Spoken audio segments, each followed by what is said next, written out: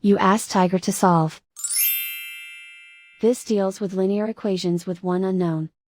The final result is n equals 32/71. Let's solve it step by step. Simplify the expression. Expand the parentheses. Multiply the coefficients. Simplify the arithmetic. Expand the parentheses.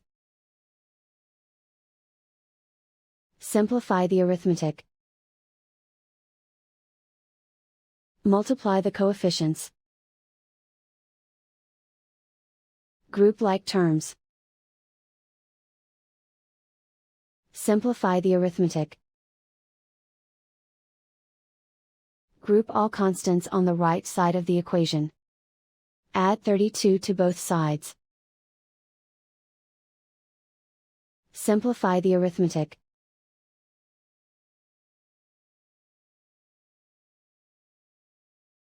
Isolate the n. Divide both sides by 71.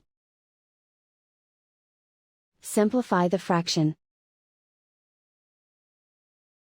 And so the final result is n equals 32/71.